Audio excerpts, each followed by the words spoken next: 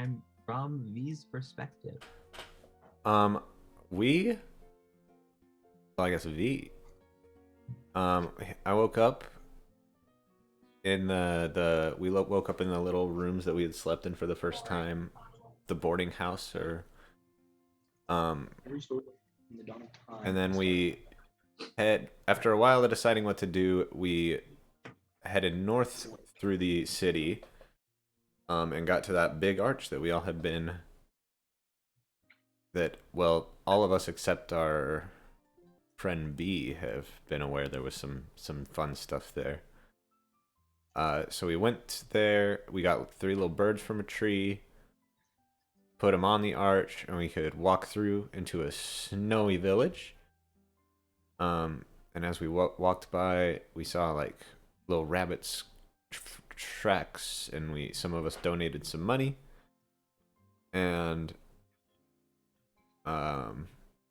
then we met Yuki the bunny, who kind of claimed stake there, and then a giant zombie samurai and 2 giant frost. I don't think we ever learned what they were or anything. Showed up. Yeah, no one did. They did some cool stuff and killed off Capra, and then we did some cool stuff and killed them off. And then, well, they were all yakking with the bunny. I buried Capra down in front of the shrine. And then I came back, and then I saw Erez get some cool gear and a tarot card. And then Yuki gave us 3 of us that donated rabbit feets. And then when we left, Capra was back. And then Elicus grabbed the golden bird, and they all turned to dust. I think that's kind of where we ended. Or do we end walking back? I think we I think in my heart you guys had made it back to Neverwinter. Okay. And maybe that's what happened in the week since we met last, is you magically traveled back. Perfect. Via mundane methods. So, with that, thank you very much, Lucas. Oh, my pleasure. Oh, I also got a spatula from Eris. A large spatula. I'll give you a point of inspiration for helping me out with that.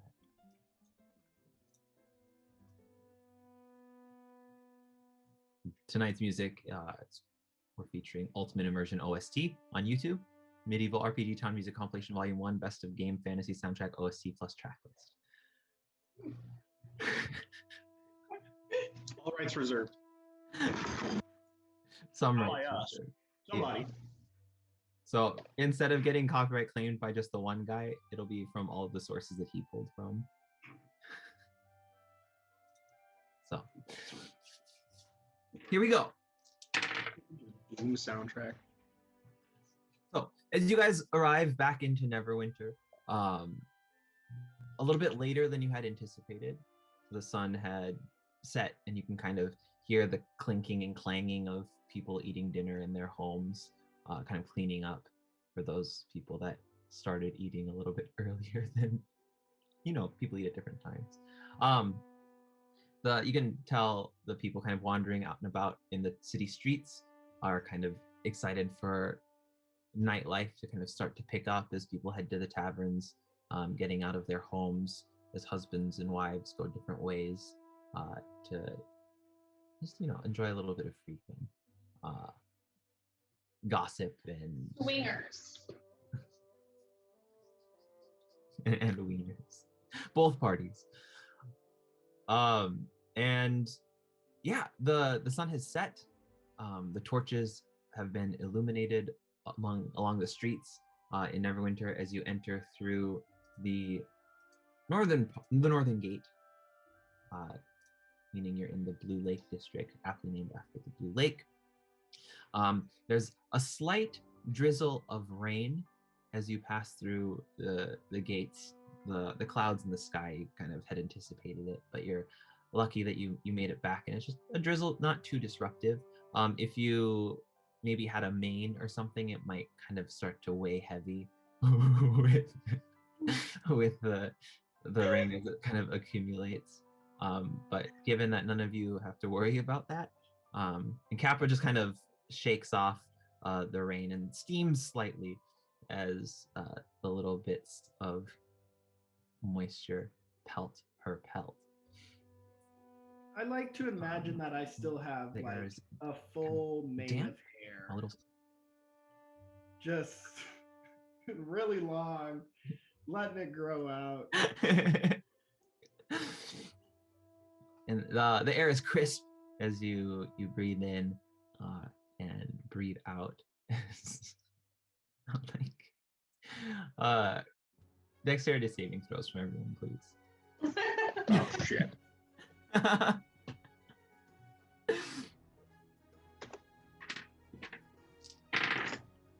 Well, that's right. I'm good at this.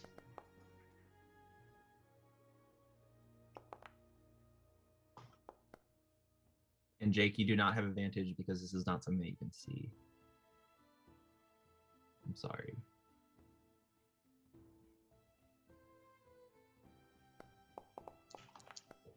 Sorry, we didn't hear that. Is everybody doing a dexterity save? Yeah. Okay. I mean, you don't have to. You can choose to fail it if you'd like. No, I can do it.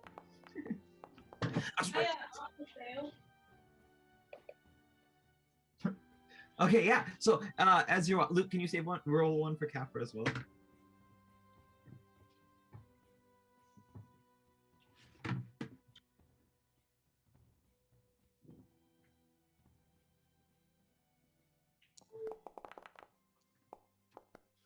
Okay. So as you pass through the gates and begin to work your way in town, you see everyone kind of tilt their heads, and some people dash out of the street and kind of grab onto the light posts and to signs and to the sides of buildings. Yeah, everyone did fine. As you take a step, you feel the ground kind of shake underneath you. There's a small tremor, and you hear some rattling of dishes kind of clacking inside of people's houses as they fall to the ground, and the rattling of chains. You hear some horses kind of ninny and way. Ninny and way? Nay and whinny? I think it's Now you the got way it. and the name. Okay, thanks for tuning in tonight, guys. We're done. See you next time. Thank you for coming on Door Stream. Oh, he's dead. Okay, I'm back. If you'd like to support us, join our Patreon. Thanks for watching and all that stuff. So, you all brace yourselves as there's this slight tremor. You had a fair bit of warning as you have the audible cues. Not sponsored. You do hear a couple of the guards that were standing at the gate, probably 50 feet behind you, as their armor clashes to the ground, and you see them just kind of sprawled out. Yeah, and after like 2 seconds, the shaking stops. That's it. Does this? I don't know if anybody's felt that it in this world are earthquakes a thing, or is this like some totally foreign event? So, Yeah, history check. have I felt an earthquake? Oh, you know how like Nebraska's kind of recently developed earthquakes in the past few years because of fracking? Fracking, The yeah. earth shifts. Yeah, it's something that people have heard about, and it's happened here a couple of times, primarily when like the volcano erupts or when there's a massive hole ripped in the southeastern quadrant of the town, or if like there's explosive fireballs that get set off in like residential districts and stuff like that. This all seems real specific. Yeah, people seem pretty prepared for it. Small tremors are nothing to be afraid of. Like looking around, do I see anything or anyone that like seems in distress because of it? Yeah, no Does it buildings seem are like like- falling or anything. Yeah, or does it seem like, oh, like everything's fine after that small tremor. Give me a perception check. Yes. Oh no, my face. Sick. No. So as you take a quick but One quick butt. quick but a quick glance around just to assess the situation, you don't see any immediate structural damage to any of the buildings around you. There's no like roof tiles that have fallen down or chimneys that have toppled. You do see that there's a tomato salesman who is carrying kind of a large basket that was overflowing. He appears to have tripped, and you see him sit up, and his front is just kind of covered in squashed tomatoes, kind of staining his shirt red. And he looks like bummed but not injured. There's a Are couple there of any kids. tomatoes on the ground that I can like pick up for him?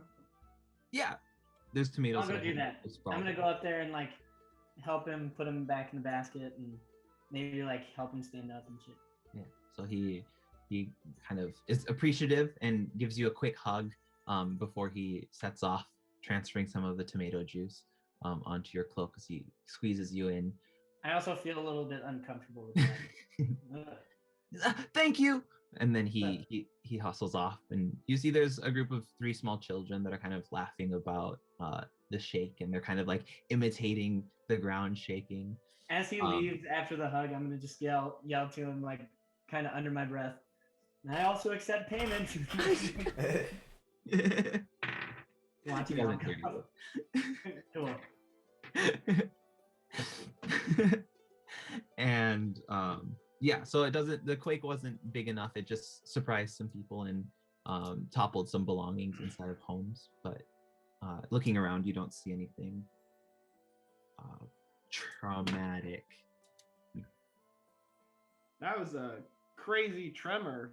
Hopefully, it didn't have anything to do with a volcano erupting, fireballs being shot out in the marketplace, a rift being torn into the center of the town, or what's another example of something that could happen? That was a lot of really good ones. I think you covered most of them. I think so too. So anyway, should we go? Is it about dusk? The sun has set. Should we go to the Driftwood Tavern to see if our friend Hun is there? Yeah, we had a date with Hun. Yeah. Like just on my like, if we're already walking, I'm gonna like stop somebody on the street and just say, does that tremor, does that like earthquake happen often here? She kind of looks at you. I mean, it's not super strange, you know. The ground shakes a little bit. I'm sorry, I'm from the forest, and I've just never experienced anything like that. I see. Yeah, it's just some people say it's the ground settling. Some people say it's giant moles fighting. I personally believe that it's just kind of an event of mass imagination. I think it's just something we all collectively kind of pretended happened. But it's nothing to fear, I don't think. That's an interesting take on it. Thank you. Did you say ma'am? Like, did you say it was a woman? Yeah, I introduced myself as ma'am. Oh, thank you, ma'am. Wonderful name, by the way. So is everyone's like closing up their shops and stuff? Yeah, and taverns are starting to get populated and stuff. At this time. Thieves are starting to stalk the streets to kill their prey and things like that. Oh my god. Nice. We can't afford them.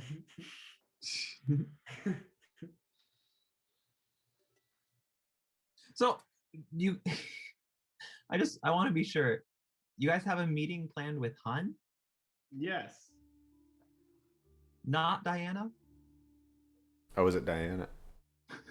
It was Diana. I thought we told Hun we would meet him so he wasn't dead. Because you guys had asked Diana to pull some favors for you, I thought. And that's Hey, why. let's go. Let's go Yeah. meet Diana. But If we see Hun there, why not? if you're meeting Han, that's also okay. No, yeah, because I was like, hey, everybody know that we're not messing with Hun anymore. We like have Yep, that's definitive alibis that this is where we're parting ways. So as we've been walking over to meet Diana, we've been yelling over to people, we're meeting Hun, and now he's gonna die. And now we're gonna be implicated again. Yeah. They're like, no, we are with Diana. No. We meant Diana. If anyone was listening. All of you thieves and murderers out there. All right, Also, let's go. Let's lower go your meet rates. Diana. This is going well. Yeah. Let me just cross out my note about the meeting with Han, since we don't need it anymore. Okay. So you arrive at the Driftwood Tavern.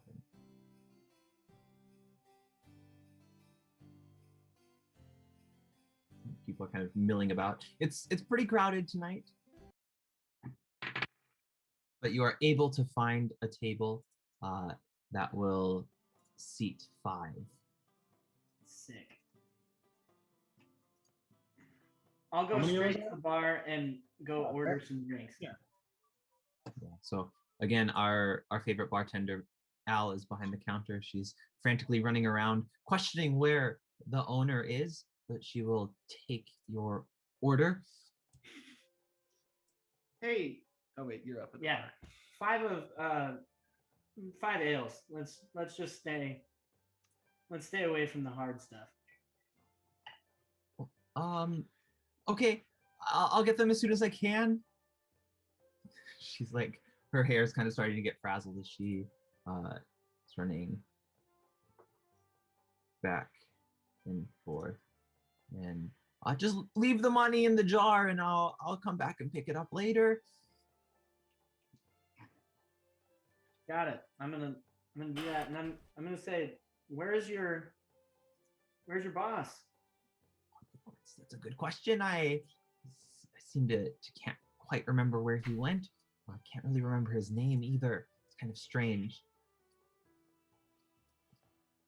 But Good employee. I feel like you'll be seeing a lot more of me around every time you come in, at least for a while. Oh, God. Alright. That's great. I'm gonna put in like an extra 5 silver. Okay. He clanks into the jar that's starting to slowly fill up. Seems like it's the kind of contactless payment that the Driftwood Tavern has switched over to recently. Wow. COVID. I get it. While he's doing that, Not weird mermaid plague. oh yeah, that might be it too. While he's doing that, I want to look around the bar to see if our friend Diana is anywhere to be found. Go ahead and give me an investigation check or perception check. Sorry. While he does that, I'm gonna look if did they serve food here. They do have food here. I'm gonna like kind of peruse the bar and look for like kind of if there's any leftovers, bar nuts, scraps of other food, pickled eggs. Kind of just like gather some up. That's his mind. Okay. Go ahead and give me a survival check as you scourge forge for. Yeah, we're in the bar, helping her keep the bar tidy. Oh shit, that's a.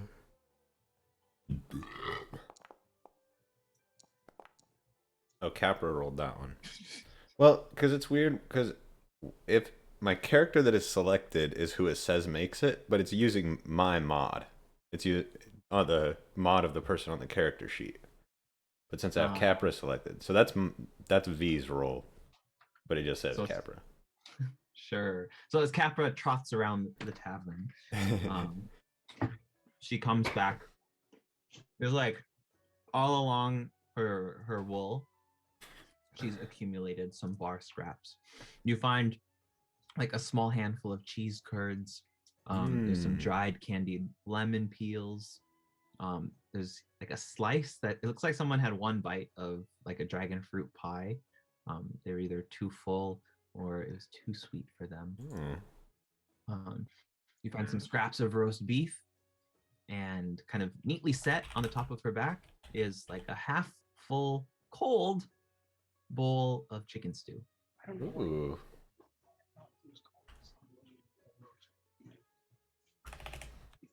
I'm gonna put it in a little spare little sack that I have. So, and after about 2 minutes, Al will come over and bring you your 5 ales and kind of haphazardly throw them on the table in front of you guys, give Capra a little pat, and hustle off again as she continues to serve the other patrons in the bar. And Eris, as you look around, peeling your eyes for one of the 2 people that you're supposed to meet, whichever that is, you do see slightly a kind of out of place, gentle looking maiden with a familiar face in her blue robes, holding an alms box kind of uncertainly in her hand as she comes to the table. And I was worried you weren't going to come. You're much later than I thought we had agreed to meet.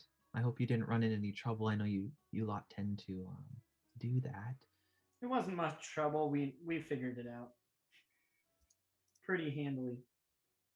That's good. I'm happy for you. You all look healthy and well. Now,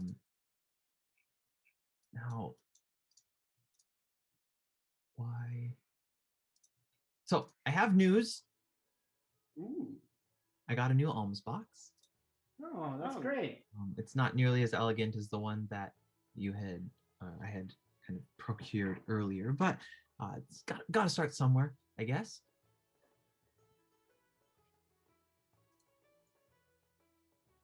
She'll like, how do you feel about this alms box? she like kind of shakes it. You hear one copper coin kind of clang around in it. I think I'm no fortune teller, but I think one day more coins will be added. Theo put 25 gold in it. He grew so fast. Woo! You sure she's not a fortune teller? And I think maybe it will rain tonight. Oh, maybe there's been some freak nature going on in town apparently. And maybe I'll drink apple juice today. She hustles off and goes to Al and orders an apple juice. And she patiently waits at the tavern counter for that juice to be served to her. So what was it that we were wanting from her? She said the alms box piece. I feel like that's not all we needed. Erez, who originally thought we were meeting Hun here, looks around to see if Hun's anywhere to be seen. You can see Hun and his 2 bandmates kind of off to the side of the stage preparing. It seems like they must be next in the set. Guys, Hun's here. He made it through the day. As normally people do. You catch some eyes as people, they kind of overhear and see that there's this like well-armed group of adventurers surprised about Hun's survival. No implications necessary. So, Diana, you remember why we wanted to meet, right? Well, I just thought it was to catch up and to share stories. Ah, yes. Well, we went and we fought a giant blue thing, 3 giant blue things. They were kind of cold. It's the middle of summer. Yeah, long story. They kind of look like lizards. Oh, that's interesting. Yeah. Yeah. I had a nice lunch today. What'd you have? Yeah, it was good. It was some chicken stew, some toasted bread. I had Well, she's half of an allergic. apple. Well, you know, I've been kind of working. It's a little secret. Uh, I've been working on making bread with rice Okay, so because you're only allergic to wheat. Okay. I got you. recently I discovered that I'm not allergic to bread because I could call anything bread. I could call this apple juice bread, and then I would be allergic to it. But it must be something, maybe just grains or something like that. I have a little bit left if you'd like to try it. And Sure. she pulls out it's a rice ball that she's made. Wait, so anything that she names bread, she becomes allergic to? No, that's what she thought, but she realized that it's something in the wheat or the grain that she's actually Be a allergic heck of a new spell. I'll take one of these little bread ball, wheat balls, whatever they're called. it's just you can call it rice bread. Ah, it's that. I'll take a bite. It's soft and supple and slightly salty as the grains of rice kind of fall apart in your very human mouth. Wow, that's very tasty. Diana, did you feel the tremor that happened this morning, or just a little bit This ago? morning, no, but there was one. What about just a little while ago? Oh yeah, of course. I'm pretty drunk. She takes her hand and just like lowers it to the table.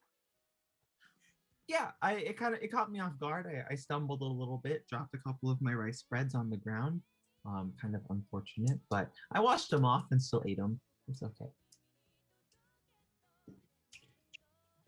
Was the one I just ate a floor rice ball?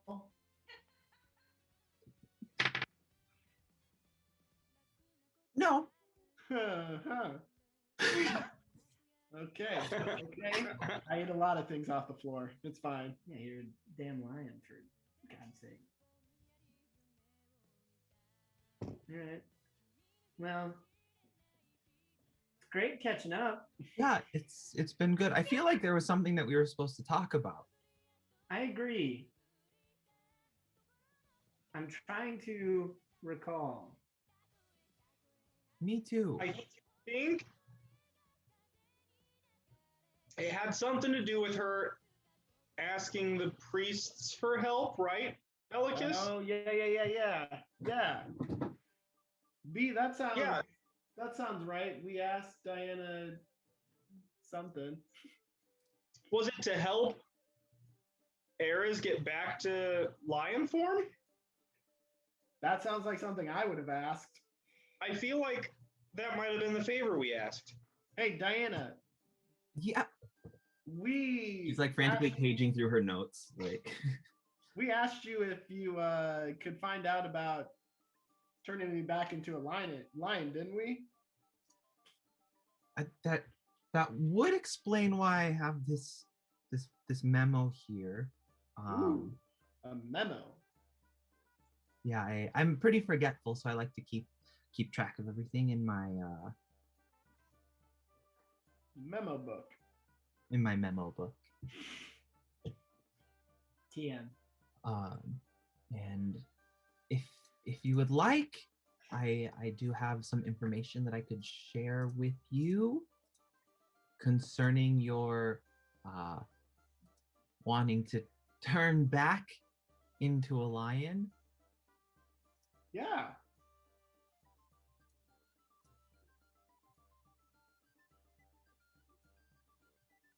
Oh, now If you got the time. she like pulls up her sleeve, looks at an empty wrist. Yeah, I don't have much else to do at this time of day. So I don't know if we're friends or not. I feel like our relationship is pretty like a very worky. It seems like a work relationship. It's kind of hard to befriend old men, you know. But Reverend Benedict, he said he could take a look at the situation. He seemed pretty intrigued by it all. Not quite sure if it's something that he would be able to help with, but he was slightly, I don't want to say concerned about the involvement of a particular god, but he could check it out, and then if it's something kind of outside of his very focused scope of magical knowledge, he might be able to refer you to a hopefully not mad wizard or something like that who could probably help you if this is a magical thing. Although if it's something a little bit more celestial, it might be something a little bit out of his abilities, or if it's something that never even happened at all. Because to be honest, I don't know anyone that's ever been turned into a human from a lion before. Usually it's the other way around. But or maybe it's just a really bad dream that you're having right now, and you'll wake up from it, and Mr. Benedict won't have to do anything at all. Maybe just like a little spook, or some warm water to the face, or something like that. Or maybe it's just a bad costume change, and you're just disguised really well, and you just think you're a human. Or maybe you thought that you were a lion before, or maybe like you ate some lion meat and now you kind of believe that you're turning into a lion. Or maybe Hold on, amazing, amazing thoughts.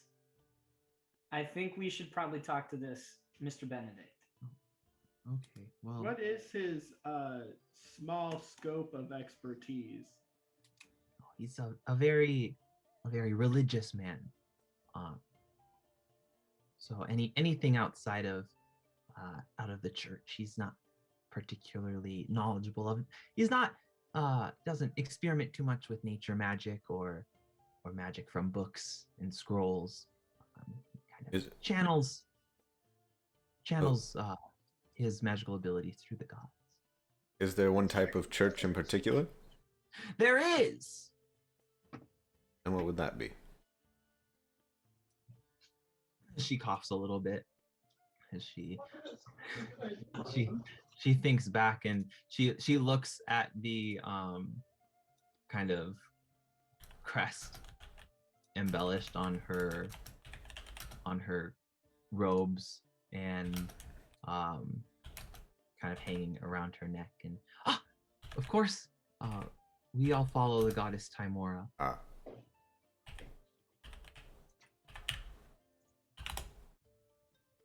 and where can we find him this time of night? At the church? He's probably reading.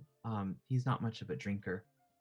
Neither am I, really. But I could take you. Although I think there's not really any reason for everyone to go.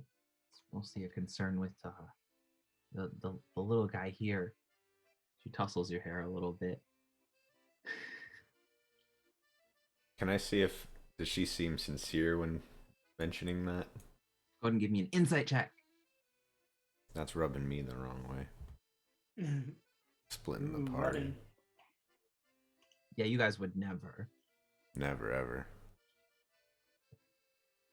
I'm actually not too bad at those. Until I roll a 2. Well, She is. You gather that she is not actively attempting to deceive you. I spent time with her. Yeah, The way she you know was. she's a good person. Yeah. shoot from the hip. As Han and his friends take the stage with their accordion, steel drum, and harpsichord trio. Amazing. That's guy. I love a harpsichord. Drunk Elicus is gonna get up and with his beer, gonna go over to the dance floor and start dancing right in front of them. Ahan gives you like an excited wave. And then he I'm goes. probably sloshing some beer around.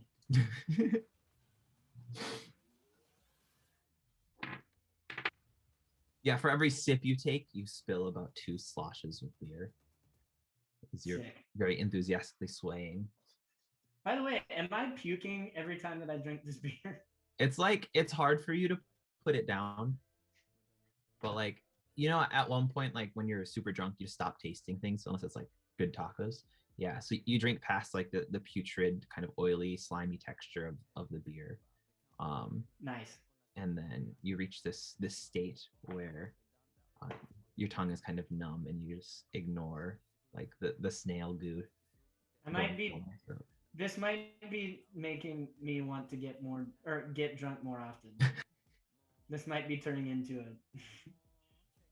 a vice. To feel normal again. Yep.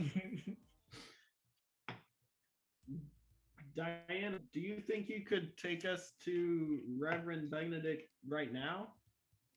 Yeah, if we go now, we could catch him before he changes into his nightgown and goes to sleep. Uh-oh. I would like that.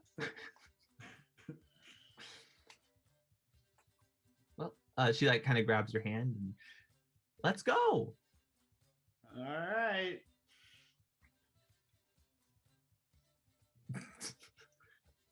You don't Anybody sound else very going with excited for this. I'm super excited. Oh, okay. As the door closes behind Ares and Diana as they leave out, and she keeps a healthy pace. You can see she's kind of like giddy. It seems like her hand's kind of shaking in yours. She's a little nervous. They're not gonna have sex, Patrick. Ooh. Diana, why are you so nervous? But I don't really meet too often with the Reverend. You know, someone I don't have. I haven't really established myself in the church quite yet.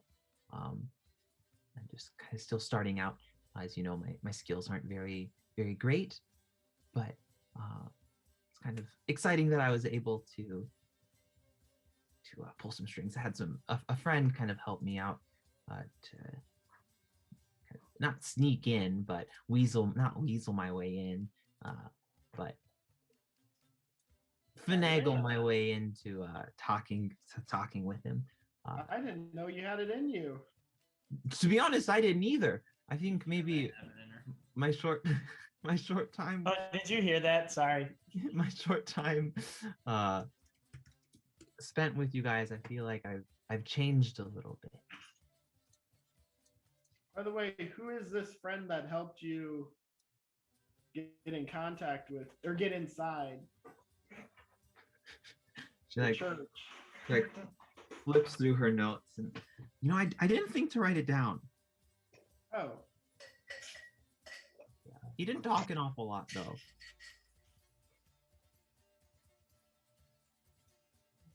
well, Is this a new friend? They are far away from you. Oh, sometimes the silent type are nice. You don't seem to keep the company of many silent types. No, I used to. And then I met up with these guys that you know. Oh, yeah. It seems like you did a full 180. Yeah, some would say that. So, as you guys chit chat and work your way through the lively streets of Neverwinter, some of the people that kind of hit stuff a little too hard early in the night are starting to stumble home. You see a couple of people passed out already.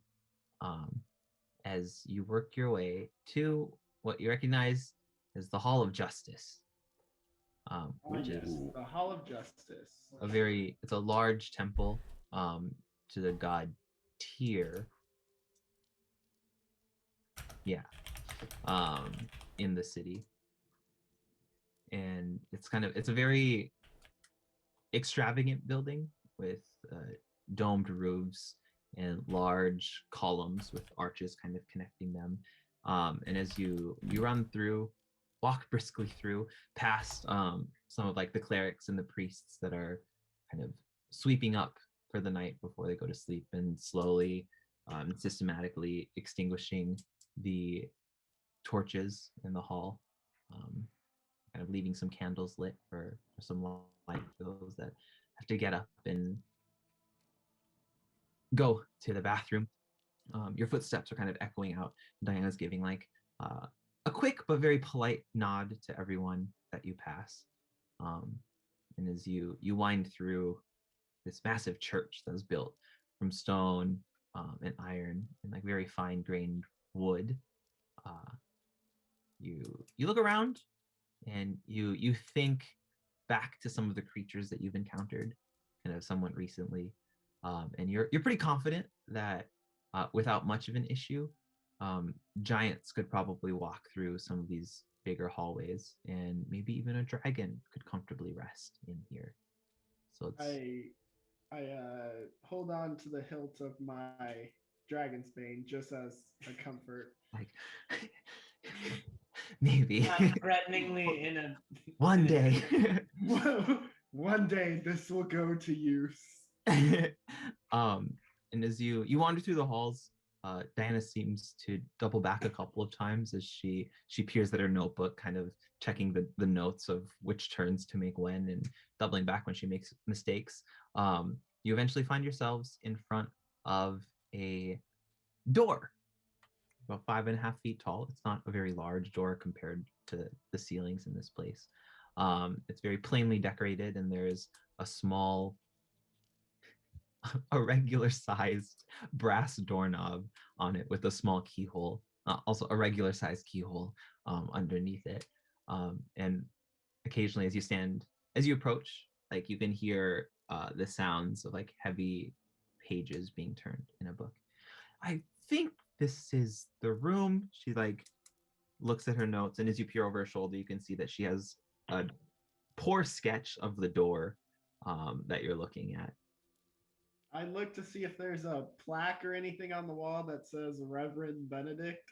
Yeah, so as you look just to the right of the doorknob, there is indeed a plaque on the wall. It's made out of the same brass, and it's etched on there and says Reverend Benedict in this office. I just point to that, and then I go up and knock on the door. You see her add in the little plaque in her sketch. So as you give the door, how many times do you knock? I feel good about 3 times. Yeah, so just like a doom, doom, doom.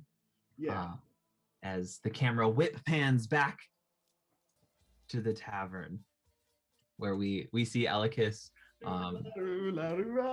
enjoying his ale now, and I'm 5 sheets to the wind right now. and you just keep all of the tankards like connected to you, like tied to you, or just like looped onto you to keep track of how many drinks you have. How many is that? There's gotta be like you're on your 6th one now. Hell yeah. With the extra money that you guys had slipped in there, Al is doing a good job at kind of prioritizing your orders and making sure that your tankards are kept full. Nice. So that's what I'm doing. Yeah. V will take a look around the bar, kind of look at the clientele. Is it like extra busy tonight, or is anything? Yeah, based on like your past experiences coming here in the past few days, it does seem to be a little bit busier than normal. And you can see everyone is dressed with their anime ears on, like their schoolgirl outfits. The convention. You just see a massive dog walk by. Yeah. A bipedal dog. No, everyone is dressed casually. They've all doffed their armor. It seems like your table sticks out in the sense that no one is visibly armed Hmm. or ready for combat like you guys are. As one of Hun's bandmates steps up and pulls out a nice wooden flute. It's the energy in the tavern continues to buzz, but as the crowd settles down a little bit, besides Elikis, who hasn't really caught the mood changing, you're able to get a good look. So go ahead and give me a perception check as you peer around. You got it. Are you looking for anything in particular, or looking in like a certain spot? I mean, maybe more to the patrons as opposed to the front of the bar. Okay. Like, not Al, because he's probably doing the same old. See if there's anybody that catches my eye, or if these are like maybe people I've seen already at the bar before.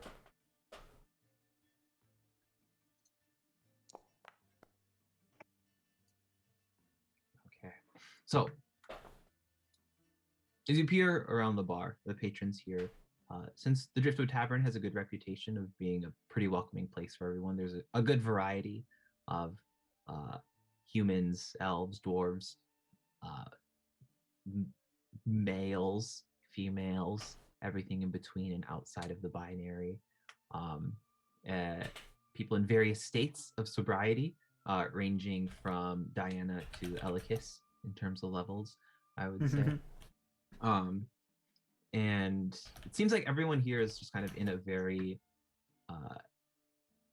chipper mood. And the only thing that you really catch is there's a still body, kind of, it stands out in the sense that they're not really vibing to the slow sway of the music like everyone else is, standing with their back to you, like to the bar, or to the tavern space as they're standing at the bar, with not a hood on, but kind of like a large knit cap that kind of obscures the shape of their head. Although you can see some auburn hair kind of pointing out from the back in the center. Interesting. I'll go stand next to them and order a drink as well, but I'm not gonna try to catch a look out of the corner of my eye, but I won't say anything directly. If they look at me, I'll give like a friendly nod. But Okay, so you look, standing there, kind of looking just out of the corner of your eye. You feel like a body kind of push up between you two.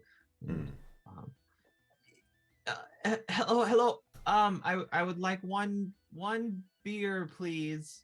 And you look, you see this boy. I want to say like a young man. He's definitely not of age. yeah. He has like long, wavy silver hair with blue eyes, and like he's pretty pale. Very skinny, about 5'1". Obviously human, kind of reeks of the sea. And he waves up his hands, and you can see he has webbed fingers. And Al walks up, and she like has a beer in her hand, and she like hands it to him, and he just kind of throws money at her and like hustles away really quickly, and you're like, yes. And as he leaves, there's kind of like a heavy sigh from the humanoid figure standing on your left, who you have noticed has red skin. I'll kind of like giggle as I sip from my drink. Kids will be kids, right? She looks at you. Yeah, there's not an awful lot we can do to change about that, I guess. And she gives you like a toothy smile as she turns her face to you, you can catch that her eyes are just completely black. There's no whites or anything like that, and her skin is kind of pockmarked and it's pretty rough. Standing at about 5'3", Shoddy. and she has kind of a piercing in her ear that kind of hangs down and cuffs up to the top, just like a little chain that dangles, and like a coppery copper. Well, we've been using copper too much tonight, you guys, but it's a theme. A copper cuff, and she also has a lip piercing, which is something that you don't see every day, I guess. And yeah. Are you just passing through? I guess you could say that, and doing some soul searching. There's no better place for that than the bar, I'd say. And Yeah. as Many she, spirits here.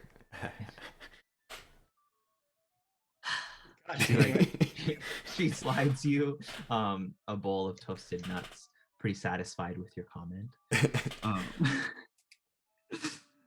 And you can tell as she kind of turns towards you and talks, like you get strong whiffs of spirits kind of coming from her breath. She seems to have been drinking quite a lot tonight. I wonder. And now, what brings you here?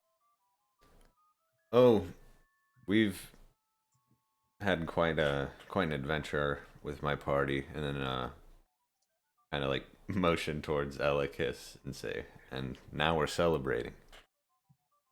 Oh, well, like you said, the young kids will be young kids. Mm-hmm. I'm just raving. Yeah, he's developed glow stick technology. It's like lightning bugs in jars.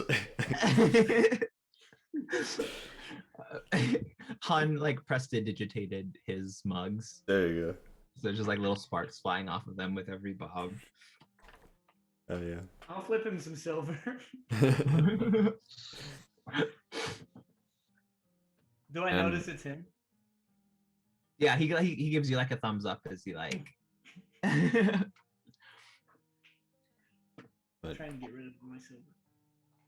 if you need help soul searching, I'm a man of faith, and I'm always looking for souls willing to listen. She scoffs at the mention of faith, and kind of pulls up her hat a little bit to reveal two tightly coiled horns that sprout from the top of her head.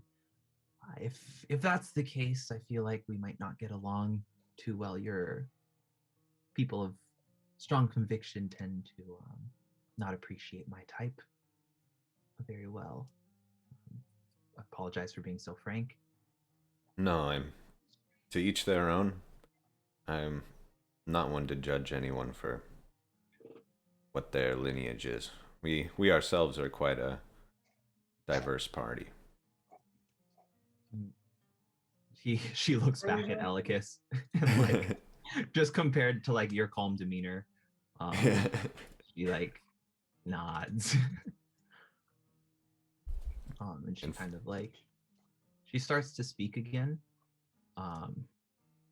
and you see her face kind of contort a little bit, and she sneezes. And as she does, every torch in the tavern briefly flashes purple. And sick. excuse me, I am allergic to the air. She like shakes her head at the terrible lie she just told. Is there something I could do to help you with that? With my air allergy? I'm a bit of a doctor of sorts. Priest. Doctor of love. She looks around. You're not a cop, are you? No. He just Could is a I doctor. could I as I mentioned the doctor thing, could I look at her skin and see if it's, you know, old time like scar marks or like an active, does she looks like a leper, if that makes sense. Yeah, go ahead and give me a medicine check. Oh,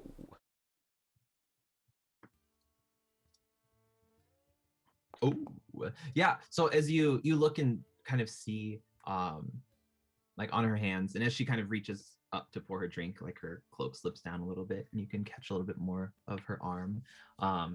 You can see that the scars and the wounds that she's kind of currently plagued by are in various states of healing. There's some that have kind of completely healed over and have started to fade back into her natural red skin tone. And there's other kind of more recent marks that some of them are slightly kind of oozing a little bit. But kind of given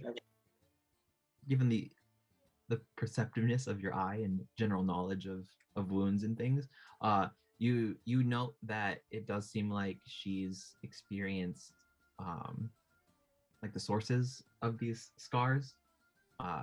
You recognize some as healed burned wounds, some as kind of recent electric shocks, some slashes. You see some stones that are kind of embedded into like her forearm as well, and you see some bite marks. Just like every kind of damage source she seems to have experienced. Yeah. She lets out another sneeze, and her tankard kind of floats up in the air about 6 inches and then crashes down, and she scrambles to catch it.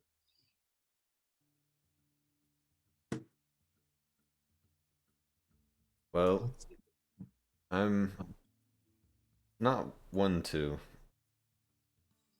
tell you if you're soul searching, maybe you should be searching for some sort of physician to take a look at all those wounds. It looks like you've traveled far. I actually, she kind of pulls down her cloak a little bit and tries to obscure her skin. It's Not to not be rude.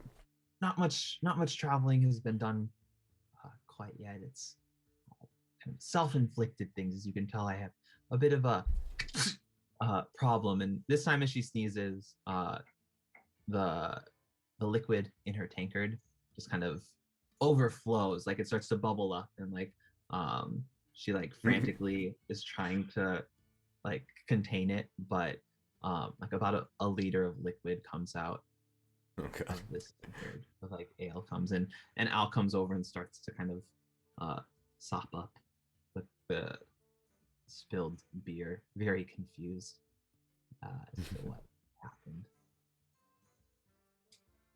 Well, it's Can nice to meet I- you. Oh, sorry. Go for it. No, it's okay. I was gonna say, can I come over? I'm kind of annoyed with Elkis, so I just want to go over to V and see who he's chatting with. Yeah, so you come over and you kind of your feet slosh in the little puddle of ale that's kind of spilt onto the ground. And she scoots over and kind of creates a space between V and her as she feels another body kind of start to press through, expecting it to be that young kid again. And she looks at V kind of curiously with this new arrival that's joined. I'm sorry I didn't introduce myself. My name is V, and my acquaintance Ferwin. Hi, I'm Ferwin. I am pleased to meet you. Do I recognize her at all? You don't. I don't. Yeah, it's a new face that you've never seen before. Okay. But she will introduce herself as Nefira. Nefira. That's a pretty name. all the women in my family actually carry this name. Oh, I wonder where you got that idea.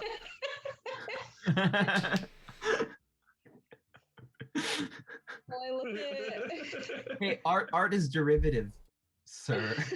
It's a little derivative. All comedy's derivative. Well, I'm just gonna order. I'm gonna order an ale when I can get Al's attention. Yeah. So as you order an ale, she'll like look up at you like from this spill that she's trying to clean up, and just leave the towels there and walk off and like pour the ale. Like slop it in front of you. See, we haven't even dealt with the whole Hun situation, and Al's already gonna hate us.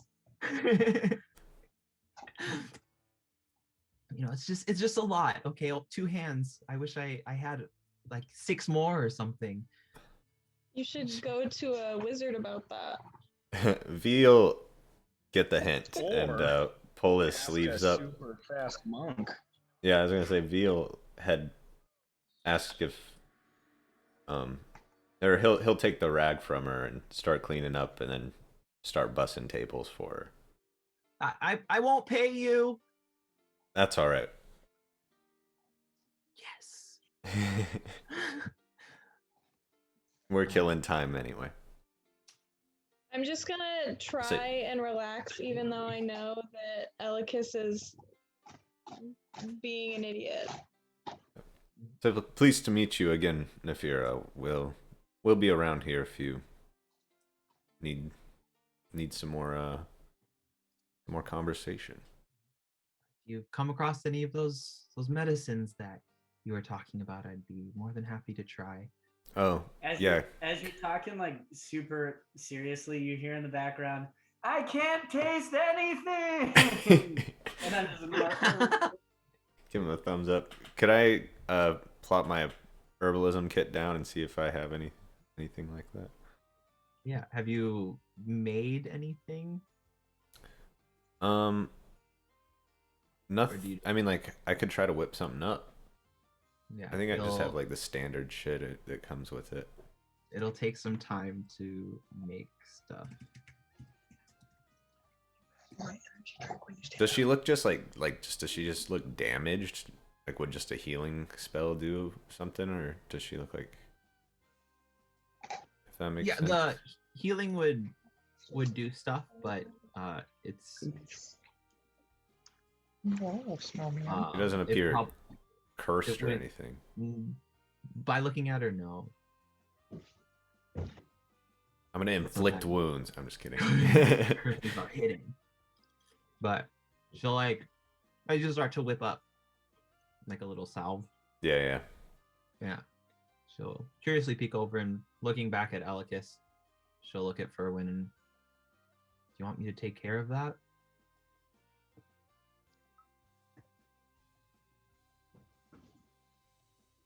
To you, Ferwin. Oh, to Ferwin, sorry, she just went to the bathroom.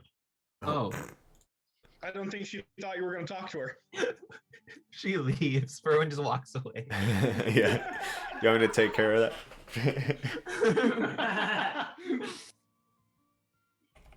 She's coming. She just yelled. Okay. Gross. I'm looking up what the rolls are for stuff. For herbalist. It's okay, you're not the DM, you don't determine that. Hey, Oh, anybody so that's you are watched correct. Drake and Josh, if you've ever watched Drake and Josh, that word there in the theme song, it's gonna take some time. It's not realize, it's realign. Oh, I thought it was redefine. Realign. Realign. Yeah. Good I to heard know. that when, I don't know. Drake was in the news for something. I don't know if the show was supposed to come back or what, but I'm here. I'm back. I Oh, Fairman. Who said words to me? Nefira.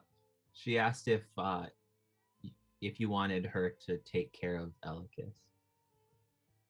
No, it's okay. He needs a night off. We just relax in different ways. It's very obvious to me. And then she just leaves. Yeah.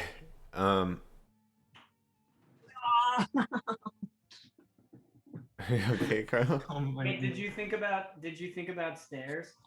That's exactly what happened. Oh, callback. I get it. I'll use healing word on Nefira, and then also try to give some sort of salve or ointment or some shit. Yeah. Or what So, doesn't seem to be helped by that. Herbalism kits appear to allow you to identify plants and collect like their useful stuff from them, but I don't see why that wouldn't allow you to not attempt to make a salve. So you can give me a medicine check. 'Cause Okay. You whip up something a little quick. Yeah, there's people to wait on. This is an establishment. In a doctor's office. You take out like a mortar and pestle, or pestle, as some people might say, Make guacamole. and you throw in some of the forest herbs that you've kind of collected, as well as some of the desert plants that you had nabbed up in the oasis and in your brief stint in the sandy expanse. The old Feywild. And you pour together some things that you're pretty confident that will kind of like have a light cooling effect and kind of help moisturize Some aloe in there. skin. Yeah, and something that can kind of help with scarring and help encourage kind of healthy healing for the more recent wounds. And you kind of push it towards her. And Yeah. as you can go ahead and roll for the healing.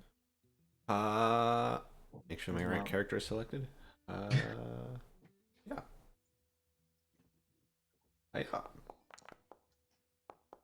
Perfect one. As you kind of cast healing word over her as she starts to rub the salve on her skin like a nice little lotion. You see some of the wounds start to close up, and some of the scars they slightly fade a little bit. She gives a nod of appreciation, and she'll give you 3 silver as a payment. I'll point it at the thing. Say you can keep buying him beers.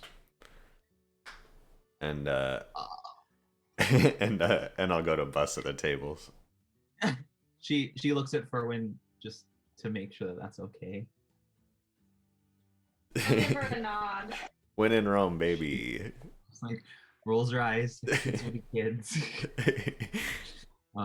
Is like the metallic clang of the coins kind of rings out across the bar, being drowned out by the sound of Hun and his friends as they start to wrap up their set. She once again lets out a sneeze. And you just like Fern, if you were looking at her, you'd see like her mouth, like her jaw just kind of like drop a little bit. So she like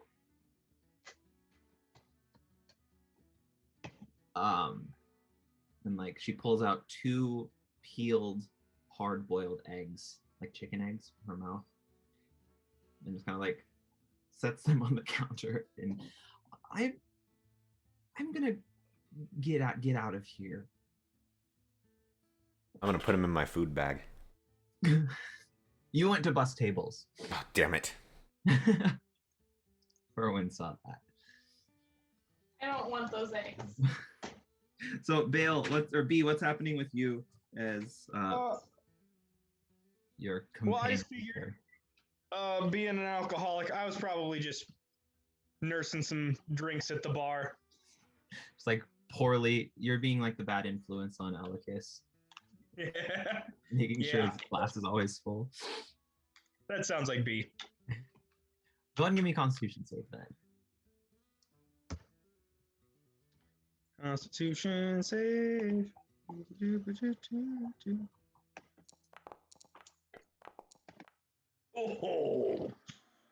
Yep, so we got a pair of drunkos tonight. Everyone's she's adopted some twins.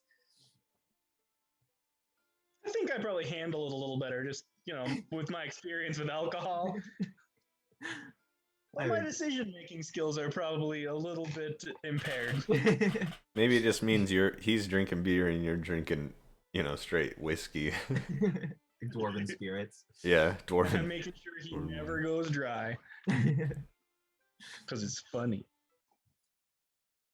And so as we slowly pan away from the bar, we hear as the door swings open in front of Eris and Diana. And behind this door, you see an old man. His hair is incredibly sparse. It's really thin and kind of erratic. You can see he's kind of draped in a very comfortable looking, kind of almost silken robe. He has very fluffy slippers on. His face is kind of covered in like a thick serum, like a nighttime face mask kind of thing. And he's got like Sorry. Is that a whistle? Yeah. Sorry, coach. He's got like an equally fluffy kind of scarf-esque thing draped around his neck. And the room is lit dimly by some candles, and he has kind of round glasses with thin wire frames. I wasn't expecting anyone tonight. Diana, your friend here. This better be important. Yes, Reverend. Sorry for the intrusion, but my friend Diana here told me you might be able to help with an issue I am having. Something about your bowels. I'm sure a doctor could do better than I can. You called me out of bed. It's not my bowels. Actually, it's a bit of a crazy story, and I swear I am being 100% honest when I tell you this. He gestures for you to come in and sit on like a nice kind of, there's a sitting corner in his office with a comfy couch. You get in here, from floor to ceiling on the back wall is just shelves of books of various thicknesses and ages, and on the walls there's art depicting Tyr and Timora, as well as various locales around Neverwinter. And as you sit, he pours a nice glass of tea for you. It's nice and hot. And he will listen intently as you start. I will take a seat as I explain. Reverend, if you can believe this, I am of the Leonin race. You surely look human to me. Yes, some weird shit happened, Nice and and now I'm a human. I don't know how better to put it. Have you ever heard or have you ever seen someone come back from death? It's a service that we offer, although most people opt to not do that, respecting when it's their time to go. But of course, there are spells and such that bring those that have passed back to this realm if they are willing. So I died a while back as a Leonin. He, like looks at And Diana and she like shrugs. I know I honestly I probably should have brought one of my friends. They would have corroborated this story, but we're here now, and I did die, and I was brought back to life, and now I look like this. You should know I have no problem in trusting you. One of my acquaintances has appropriately warded my office, so no lie can be told in here. I think for a second, and I say, or at least attempt to say, I am 22 years old. Yeah, so it's like you're like, I am 68 years old. Ah, you're right. That's crazy. I don't know if you could tell, but I was trying to lie. It's not crazy, it's magic. Speaking of magic, yeah, Segue. I used to be a lion. Now I'm not. Well, you look fine to me. There's no reason why this form is unsuitable, I would say. Some might even argue it's a superior form, not myself personally. When he says this, I would do. Can I tell what his race is? He is human. Okay. Or he's human presenting, I guess. Human presenting. Well, But Reverend. he's racist. He's not racist. He acknowledges that some of his colleagues are. Reverend. Fair enough.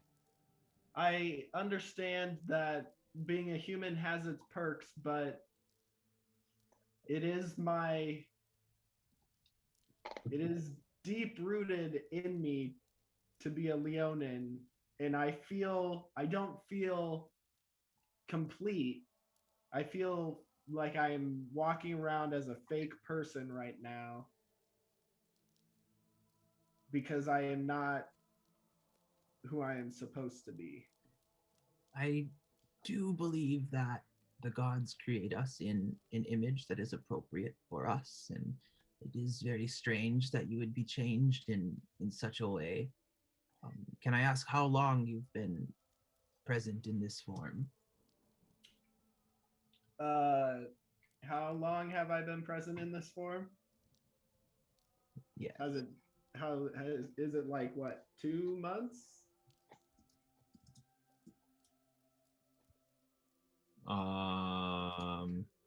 It has been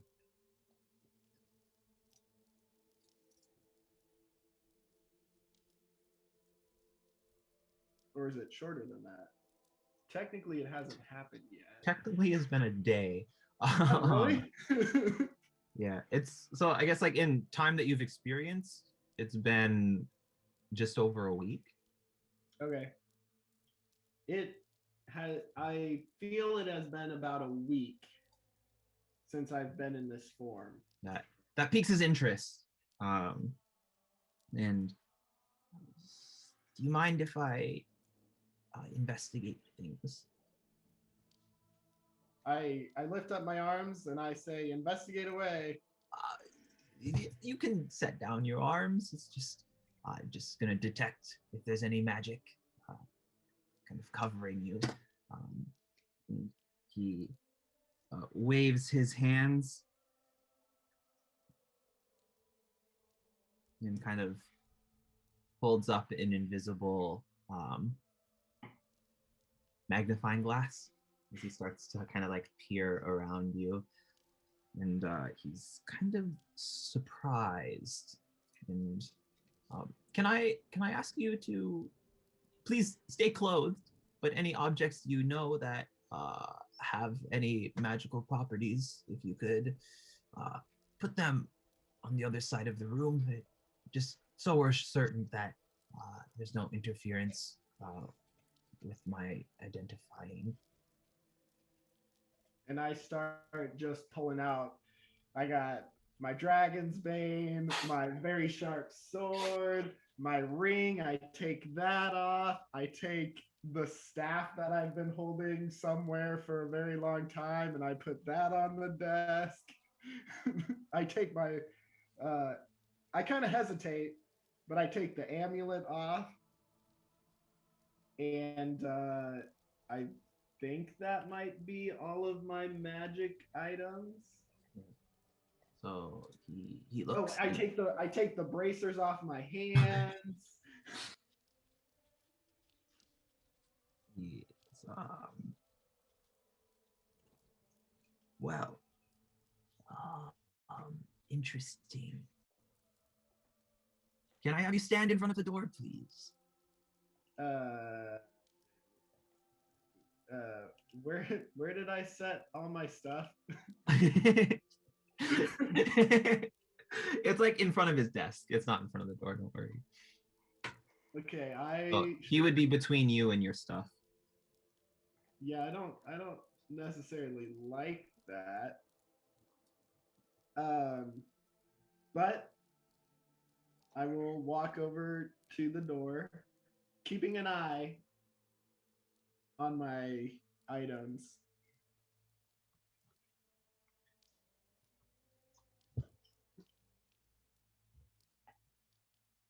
Okay, so he goes behind his desk and pulls out like a tome, similar to one that Edgefor had carried around. And he kind of looks at Diana and says, "It's just a book, don't worry." Which isn't a lie. It is a book. And he approaches you as he's kind of murmuring in a language that you can't comprehend, and pauses briefly with his hands over the book, and he looks at you. Is it okay if I just touch you briefly, just on the shoulder? There's a large amount of transmutation magic kind of coursing from all over you, and I am quite curious as to what spell plagues you. I will not stop him from touching my shoulder. So he has a brief touch, just a little tap, and he nods. Says, please sit down again and gather your things if you would like. I do believe that I understand the problem. Well, what you believe is a problem now. I'll race over and grab all my stuff, and I'll sit down. Yeah. So as you're kind of like slowly putting the stuff on, he'll start to explain. It's quite curious. You said you've been in this form for 1 week. That's correct, Doc. And I'm no doctor yet, still progressing on my degree. And you claimed that you had died. I did die, yes. And came back to life. Yes. In this form. In this here form. Did any other remarkable things happen that you think might be relevant to this situation?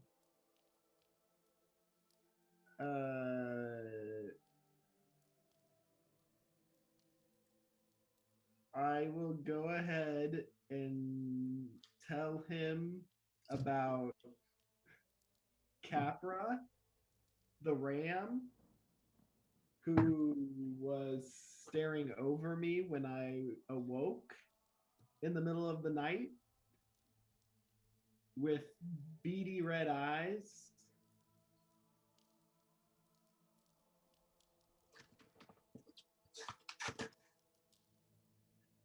Well,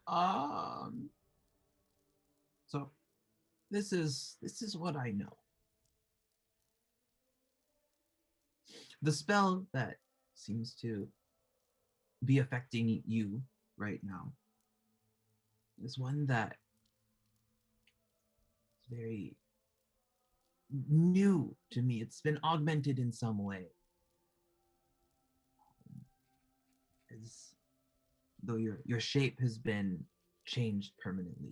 It's not an illusion, as I believe. It seems as though every single piece of you has been changed by a very powerful creature that would allow a spell like this that should only last no longer than an hour to persist for such a time. And based on how things look, I don't see it fading anytime soon. If you would like, I could talk to my acquaintance, my colleague, to attempt to dispel it, but I believe that the source of this spell might be quite powerful, and I fear that anyone that I know would be unable to reverse it or to dispel it from your body.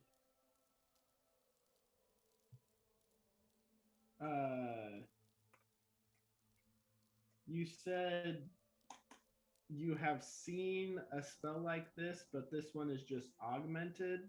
Yeah. What is the spell you believe that this is? So, you don't know much about magic. So, he recognizes that and kind of just explains in layman terms that there's some spells like that can change the appearance of objects. Like he kind of shows like a book and then kind of makes it appear to be like a little bit bigger or like change the color of it. And then he talks about spells that change the form of things. And he opens up a book and he shows you like a person getting turned into a duck with like a polymorph spell. And then but he's sure to mention that when things are polymorphed and they die in their polymorph form, they revert back to their normal form. And then he pulls out a very old book, pretty thick. And unlike the polymorph book, this one's not written in common.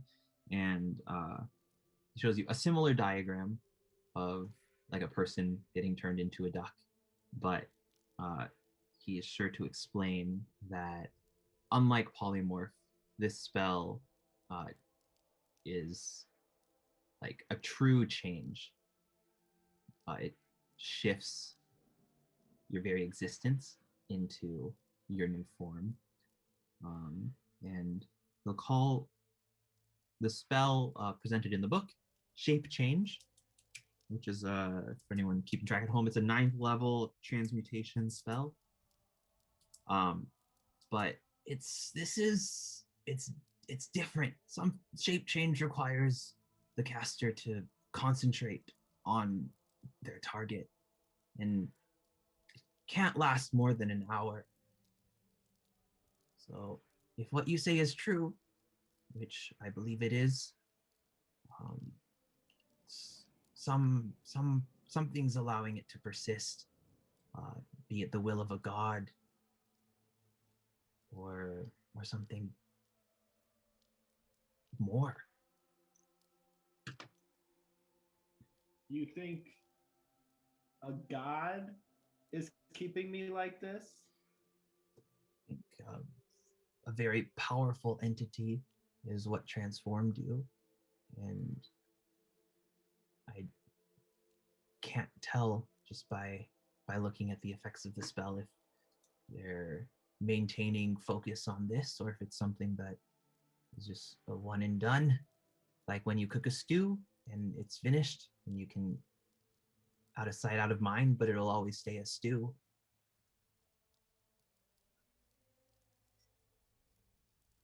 Thank you, Reverend. This has been very helpful. Do you think if, say, a powerful being had cast this on me and it is permanent, or he or she is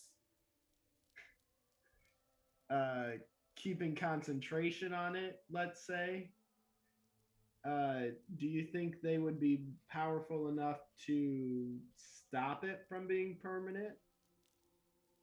Don't know too many wizards that can cast spells that they can't undo.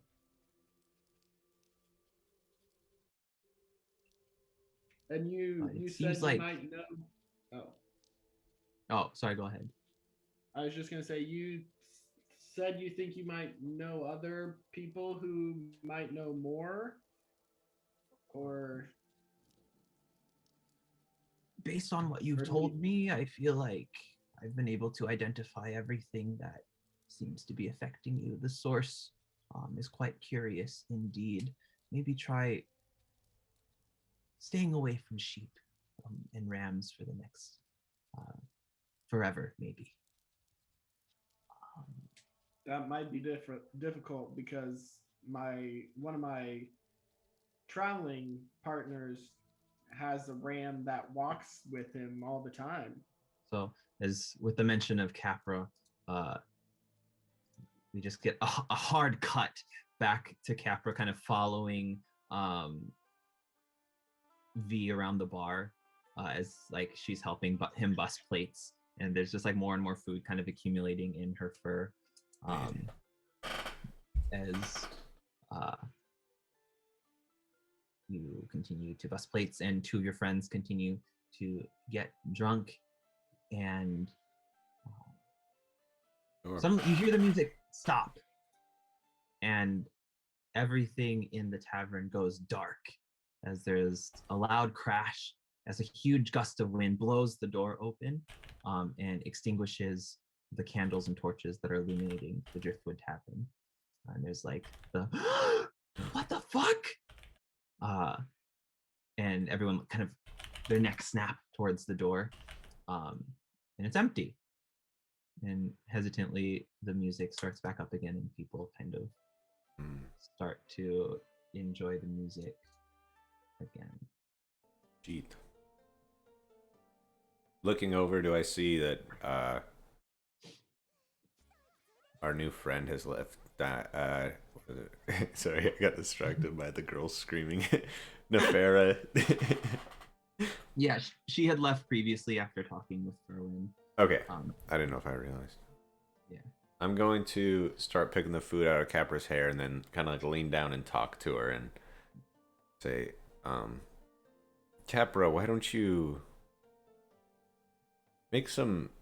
use your nose and see if you, I don't know how smart she is. See if you can. She's a sheep. Yeah. Or a ram.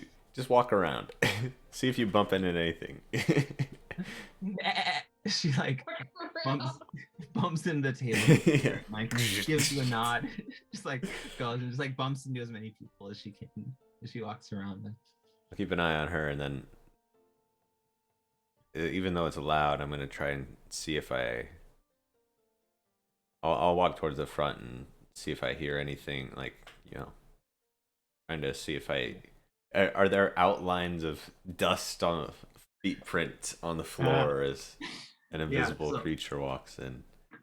So as you look around, trying to get to the front before too many people can disrupt any of the maybe invisible footprints, the spellcasters populating the tavern kind of are haphazardly pointing their fingers around at the candles and torches to like re-illuminate the light. On. Yeah. So we go from like pitch black to some like mood lighting, and then fully illuminated. And once things are brightened up again, things are back to normal, and the energy kind of rises back up to Elikis and Bale's level. They never stopped. It's like you guys you took a long blink, didn't even notice. And go ahead and give me a survival check as you Okay. look up there, or look down there, I guess rather. So. Yeah. Yeah, Not, so not as good as my drunk friends. looking around, you can see like immediately around the door, there's no footprints Okay. that could suggest an invisible creature. And you kind of look around, there's no one getting bumped by an invisible thing. Any bumps that you see, you look down and you can see Capra's just like there nudging people. But as you make your way to the front door, you do see, like peering out, you see Nafira, who gives out 3 hearty sneezes. And you see now she's surrounded by about 12 cats. I'll open the door a little bit and kind of look around, see if she's just alone with the cats, and shout out, "You doing all right?" Just, yeah, I'm on my way home. And as she sneezes, like kind of surrounding in a ring behind the cats, there's just like some fresh tuna that pops up, like flopping, and it's nothing. And she sneezes again, and like 2 bananas appear, like in her hands. She just like drops them. Have you been sleeping outside? Do you have a cold? No, I think it's just allergies. I've been sleeping in inns, of course, camping as I need to. It's nothing. And she sneezes again. This time you see there's just like this spray that comes out of her mouth, that kind of like, you see the spray, and then it ignites in flames, kind of like a fire breather at a carnival. And she covers her mouth. The wind wasn't me, I'm sure of that. It's just been the cats and the fish and the bananas and things. But I, yeah. And she, see her like lift up like 3 feet in the air, and Oh god. slowly float back down. I'm gonna look around. Do I see anybody else that? There's no wind elementals out here. Yeah, no. So as you look, you can see that there's everyone out here. They're kind of collecting their clothes and their hair, but they're kind of like looking around, questioning where this wind came from. But it doesn't seem like there's any visible source that you can tell. Everyone seems pretty caught off guard by it. Interesting. I'll give her like a little wave and head back inside.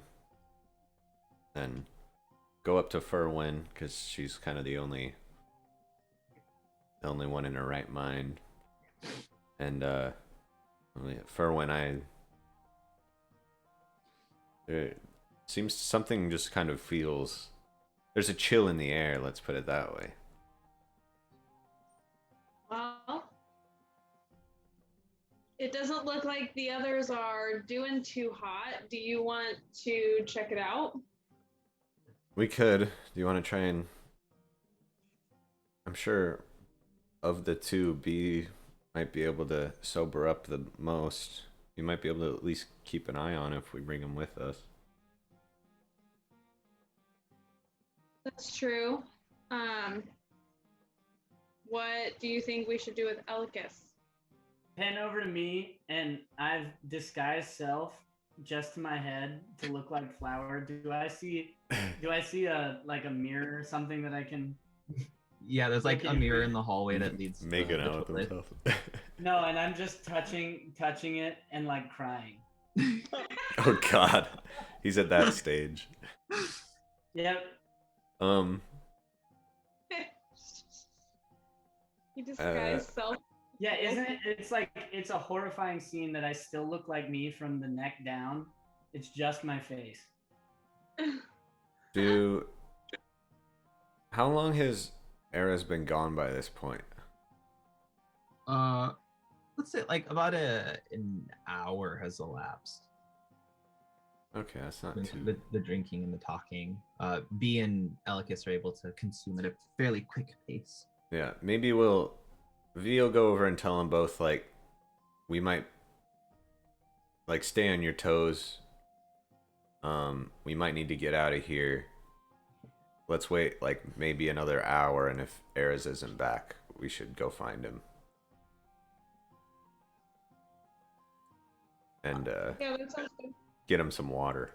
and I don't want to capitalize on a poor situation, but V, if you didn't mind, I'm done with my set now. I would like to play a dice game with your drunken comrades and procure a couple of silver pieces for my coin purse, if you don't mind.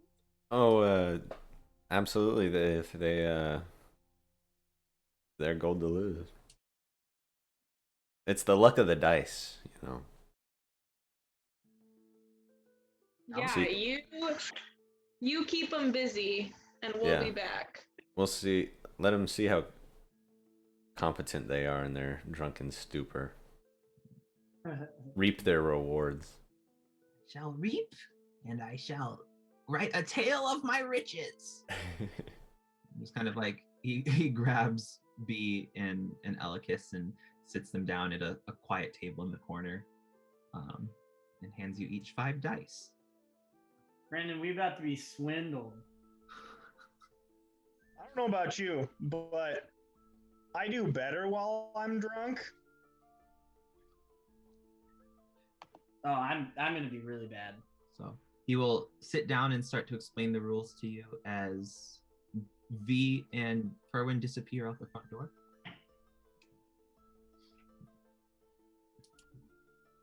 Okay. And where are you guys headed? I guess we will kind of. Is Nafira out here still? Go ahead and give me a perception check at disadvantage. Sure. I mean, like, not that I'm super looking for it. If she was just in the No. same spot, Yeah. covered in cats, but We'll see how fast she's moved. sure. At disadvantage? Yeah. Damn it. Oh. Yeah. So close. So you don't see her, but you do see there's just kind of like a trail of kind of scattered cats and like fish parts that lead in a path that you probably follow, and you assume that that's the direction that she headed in. Yeah. I'll look to Ferwin and say, should we follow our new friend? Maybe hunt down Ares or guard this place? Well, I mean, we can look for Nafira, and I mean, she was out here when the wind happened. We could, ask her if she saw anybody. That's true. I guess we could ask the people out here still too if they saw if it was her or not. Oh yeah, they're probably. Yeah, we could do that. We can do that once Carlo gets back. I'm back. Sorry, I realized I packed up all my other dice, so I don't have enough dice for the game that I wanted to play. But it's okay. There's dice. You can add more multiple dice, Carlo. I wanted to do. Well, I have a Real question. dice. Okay. Can you guys? Oh, it's public roll. I can just do a self roll. Mm-hmm. So you guys can't see that. Oh, that sounded loud. Well, that is you. You did. No, it's Sorry. just question marks. You Okay, feel cool. like stolen from? Okay, so you guys go off to follow Nafira. We were gonna really quick talk to the people that got wind blown outside and see if she was telling the truth about her being the wind or not. Okay. Yeah. So there's a couple that appears to have been on a date. They're dressed up pretty nice, and you can see like the guy, he had his hair slicked back, and now it's just kind of like up, and he's struggling to push it down, like get the product back into the state that he wants it to. But the girl he's with, she's managed to kind of get her curls. She's kind of tied it back Ooh. to hide the state of disarray. And what do you want to ask them? Ferwin, you want? Wait, what's wrong with Patrick? I want to ask them if they saw what caused the gust of wind. Carlo, you said disarray. That's why I did that. Oh, sorry, because I swore. Yeah. I'm sorry. You Pardon watch me. that mouth of yours. Sorry. Yeah, it's usually I can't see the wind. I have pretty perceptive eyes, but I was lost in hers tonight. Oh, hey. Okay. Um, Did you hear a Okay. loud sneeze beforehand? Nah, but afterwards there's this weird. I don't know, she looked kind of like she had a skin condition thing. Standing out front, she just sneezed, and there were like cats and dogs and fish and bananas and birds. Oh my. And there's a little bit of lightning. It was pretty weird. Yeah, it was pretty strange. But it's the city. Have a good night. Oh. That's all we need, babe. You've served your purpose, so bye. I don't like the way he said skin condition. yeah. These hoity-toity types. Erwin, I don't think that the sneeze was Nafira. Yeah. We could follow her and make sure she's all right, at least. Yeah, why not? All right, we'll follow this pile of fish and burnt cat hair. Okay. So as you guys walk off, Split the party. Split the party. we go back to the corner where we have B and Elikis as Flower sitting with a very excited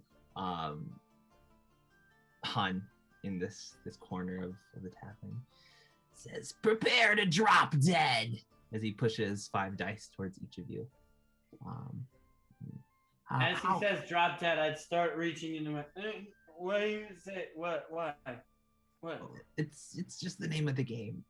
Oh, okay. Yeah, I'm it's ready. something I thought of. How lucky are you feeling? Are we gonna play with gold? Swords? Ooh, Finger.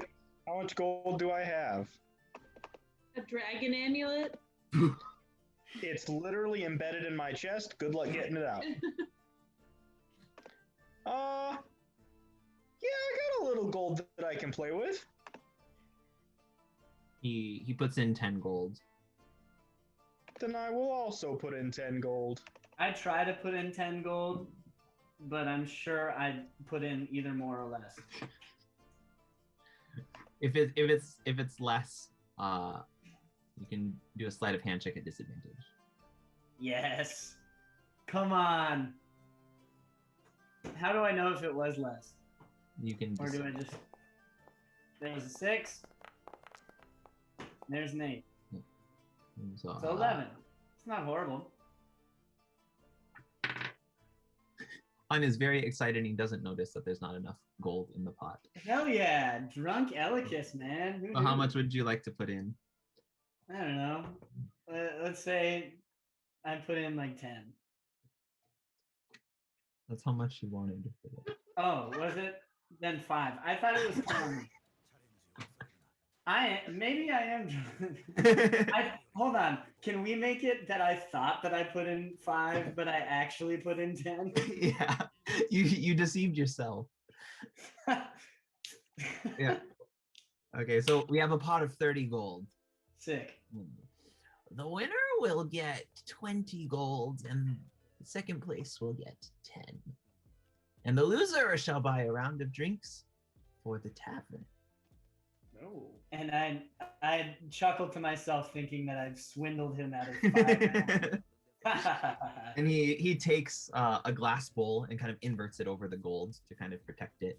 And the rules are easy. We roll the dice. Sounds fair. As we switch to some more appropriate music that plays. We roll all 5 dice, all of us. And your goal is to roll high. But if you roll a 2 or a 5, those dice drop dead, and they are not included in your total. Oh my gosh. 2s and 5s are looking pretty similar right now. One looks like S's, the other looks like Z's. We can roll in public, so there's no problem at all. So he takes his 5 dice and he starts to shake them in his hand. So I would like each of you to roll 5d6. Got it. Oh, that's pretty good. Okay. 1d6 plus 5. That's not what I meant to do. Not How quite. do you do multiple? You just type 5d6. Yeah, but that doesn't tell you what each dice is. You can put, Oh, you can- it did it. If You can just- scroll over it. It shows you what. Oh, sorry, Alicus, that was Han's roll. I had your character pick. Oh, okay. Maybe Ah. not. So the 23 First was one. you. But yeah, the 23 was me. So My internet's is getting this? weird. So that's 1d6 plus 5. So I can just put. No, 5d6. Yeah, but like I rolled accidentally 1d6 plus 5. Just roll 5d6, Patrick. Yeah, that's I know. Are you fucking kidding? So B got a 1. 1. Oh wow, but 2 5s. Yeah. 2 2s and 2 5s. Oh, Alicus got a 10. So Han picks up the bowl and he takes the pot. He takes 20 for himself and slides Alicus 10 gold. Broke even. And I grab it and put it in my pocket, thinking that I have 5 extra gold. So Double or nothing. oh, okay. How about we play 3 rounds this time? And we add our total, but when the dice die, we can't use them in the following round. Ooh. So wait, but then I would only get 1 dice. Well, we'll start over. Oh, okay. I like it. So Let's go. he puts in 20 gold. All right. So then, do I add 10 more or 20 more? You'll take 10 from the pot from last time, and then so you'll put in 20 to match him.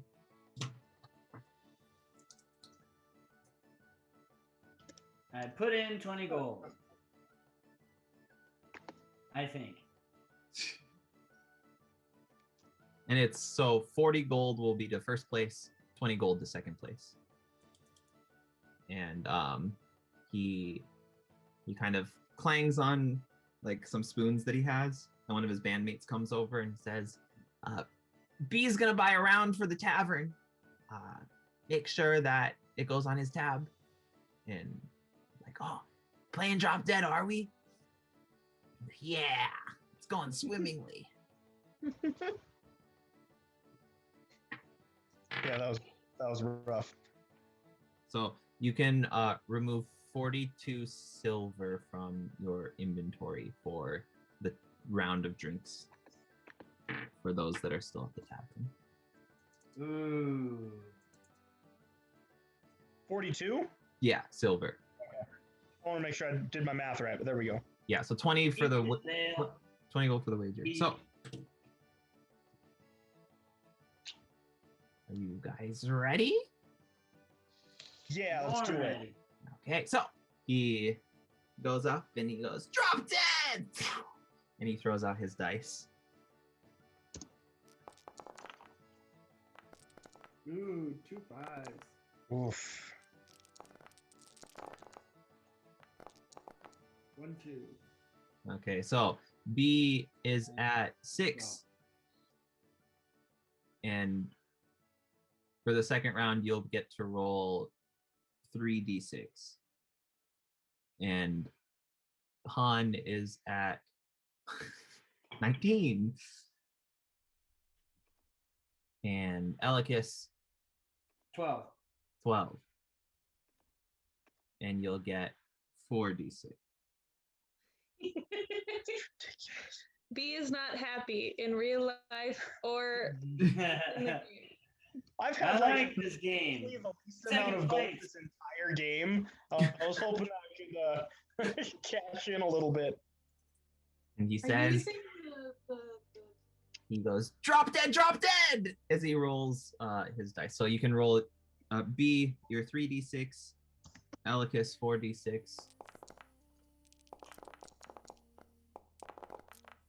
Oh, that's not good. Okay, so a safe 10 from V. And I got also 10. I think I got 14. 14. So I had a 5. 14, and you'll get 2d6 for this one. Okay, so in the final round. Evenly And matched. he goes, drop dead. You say I had 3d6 this time or 2d6? You're at 2 now. I am? Yeah, because you had 2 5s last time. So you got 9 last time, not 14. Sorry. Yeah. Sorry, I thought I was at 46 this last time. This is a fun game. I'm gonna buy dice. I'm So just gonna buy a bunch playing of d6. 2d6 this time, right? Yep. We No, sell them you- at Target. Patrick, you were right. You were at 46 last time, but you got 2 I got a 5s. 0. At least I didn't lose. 0. B got 4. Yeah. And I got 7. My friend got me this book for Christmas. Nice. Ooh. It's just and he was like, so you can do Dungeons and Dragons stuff. And there's very complicated ones, and then there's not complicated ones.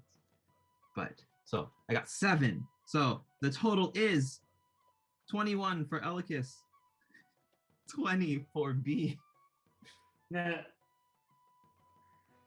and 36 for Hun. So, Elikis, you can add 20 gold back into your inventory. B, you can subtract another 42 silver. Oof. And Han will kind of like shake his dice and triple or nothing. What do I have to lose? Let's go for it. I'm gonna go, I win! And then I hit my head on the table. I pass out. So just the 2 of them then? All right, let's go. So he will put in 30 gold. All right. So the pot being at 60, it'll, since there's only 2 people, it'll be winner takes all. But the loser doesn't have to buy a round of drinks this time. So, are you ready? I am ready. Drop dead!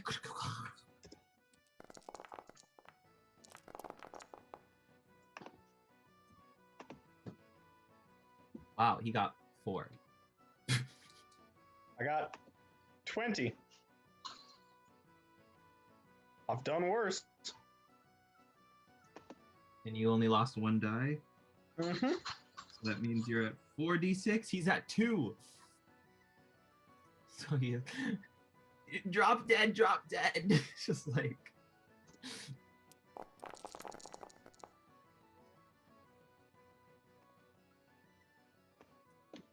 Yeah.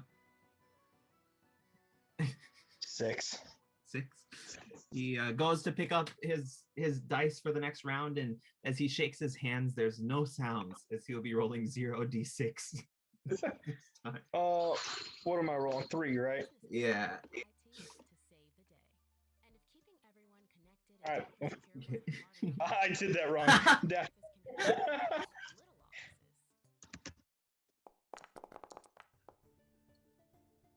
Another 10. So with a score of 36-4, you claim the 60 gold pot. Yay! Well, I'll have to work on the rules, I guess. But it was fun. Thank you for that. I am very sad at the loss. But it just Well, takes. I bought 2 rounds, so That is very true. We all win, except for Elikis, maybe. yeah.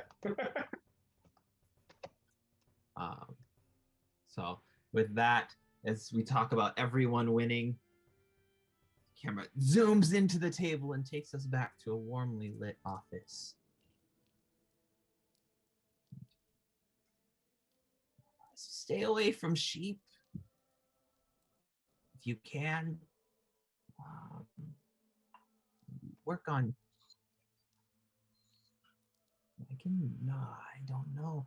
I'll reach out to a colleague and see if he's interested in attempting to dispel this, but it would be quite expensive, I do believe. What do you think it would cost?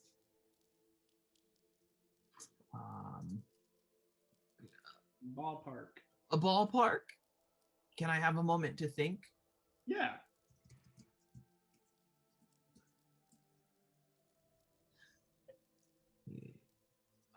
Flips through. Well,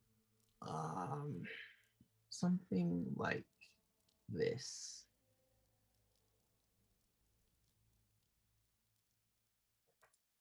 Minimum, maybe about 150 gold. Wow. You drive a hard bargain.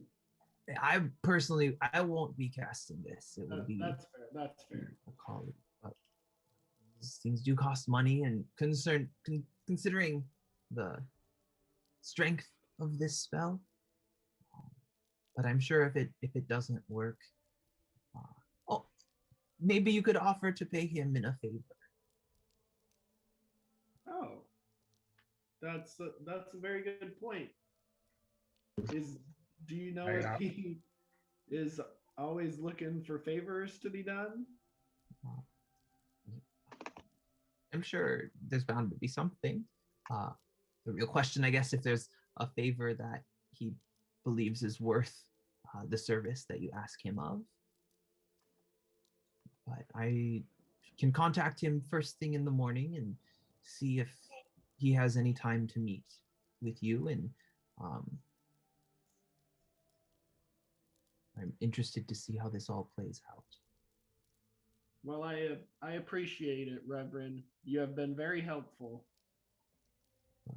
And you've piqued my interest. I feel like, although I didn't get my reading done for the night, I feel like I've gained some knowledge and insight into the happenings of this world. So I thank you as well. I give him a wink and a toothy grin. Very nice human teeth there, Eris. Well, Diana, thank you for leading me here. Do you want to go back with me, or do you have other things to accomplish? Sleep? She blushes. My lodgings are here at the temple, actually. Oh, sure. So, of course. I don't do physical relationships quite yet. You're still a stranger to me. Although we've traveled. Yes. Go for it. You're not quite my type. I could be. Are you into lions? I date Leonis. She exclusively dates Leonins, and because you're a human, she's like completely turned off by it. I'm just saying, sounds like the transformation is looking better and better every day. Well, then I'll be off. Yeah. I look forward to hearing from you and your colleague tomorrow morning. I'll send a message to wherever it is that you're staying and let them know.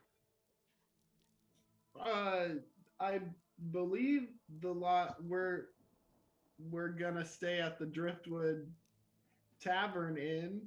Ah, of course. It's a very popular place for travelers. Yes, that we were there the other night, but I guess I turned my keys in. I didn't think I was gonna stay there again, but I guess yeah, send it there. If not, send it to Al. She's really good friends. She helps us a lot. We know her, so send it to her. I'll get the message. Of course. Well, please check in with her around maybe lunchtime. I sure will.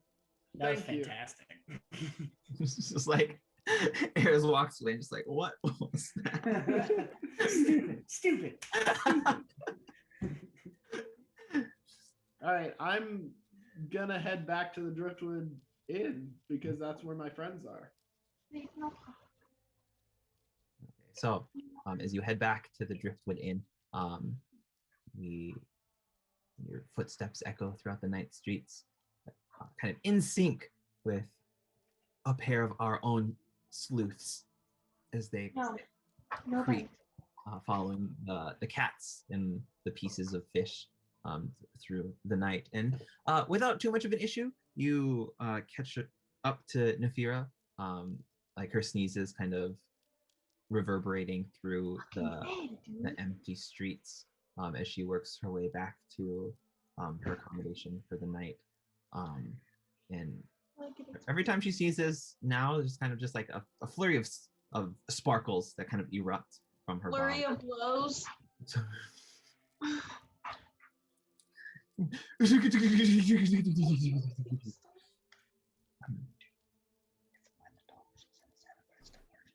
But yeah, you said she got to her place. Yeah. Do we know it? Have we been here before, or just some place? It is an inn.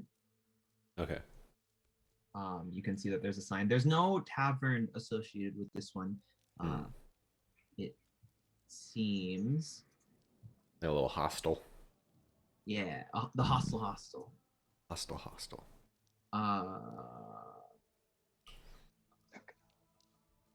It of course is aptly called Oh God.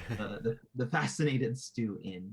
And you can see the sign is just like an actual pot that's just hanging over the door with kind of painted on it, the Fascinated Stew Inn. Okay.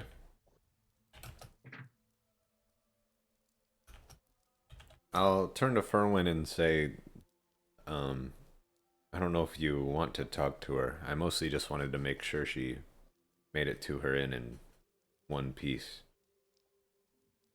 Yeah, let's make sure she's okay. She seems to be having a rough go of it. Sure. We'll walk up, not like sneakily or anything. You can creep up on her. Unless she like goes inside, like I don't. No, you could easily catch up to her before she Okay. goes in. Hey, Nefira, sorry for Oh, startling you, but we were just making sure that you made it back all right. There was something strange in the inn, unsettling.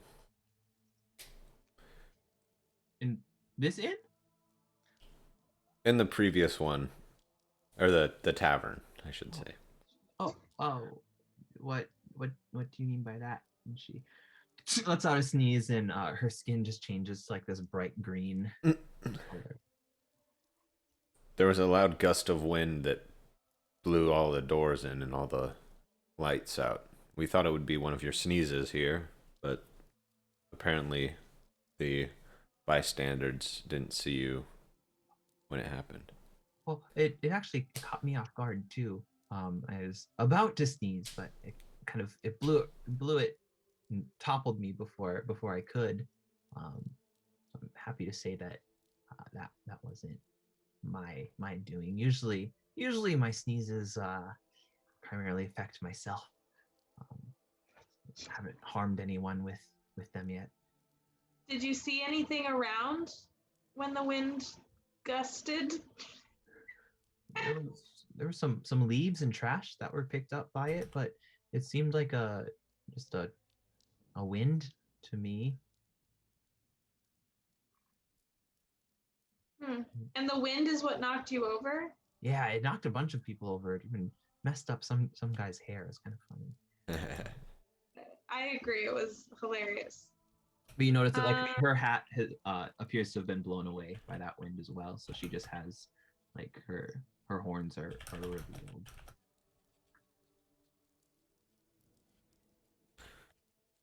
But Do you know anything that you sorry. checked in on me? I'm sorry if I caused any worry.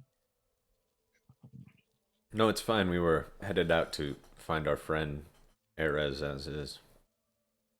Thought we'd follow you on the way. Do you know of us? That. I did drink a fair amount tonight. Do you know of any sort of giant gusts of wind? We've been gone for a little bit. Has that been happening all day? A gust of wind just kind of happen, I guess. Like out on the road, you know, sometimes caravans topple. But I guess now that you mention it, there was some flooding that happened yesterday, I believe. Nothing major. Some of the sewers appeared to have gotten backed up a little bit, and some water came rushing out of them. And a gust of wind and earth tremor. Something might be afoot. I do have 2 feet. It seems normal, I guess. Like stuff happens, right? All in a day. Oh, I guess that's a valid point. I mean, it could be. I don't know. I hope it's nothing that I'm doing. Hopefully, maybe I'll try plugging my nose or something. Yes.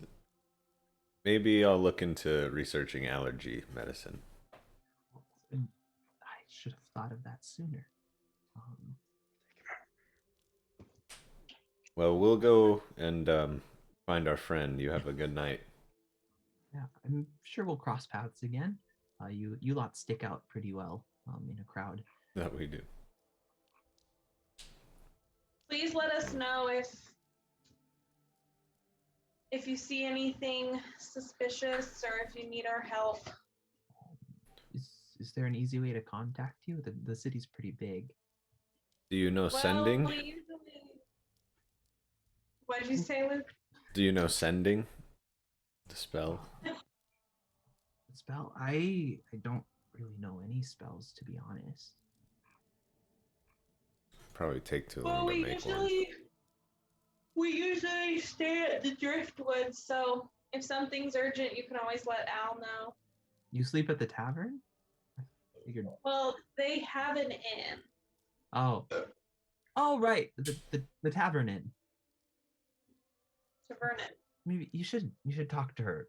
Maybe think of a different name for the inn so people don't get confused. You're right. But okay, well I'll send a message to Al if I can't find you. Maybe check in with her after lunch or something if I need you in the morning. Have a good sleep.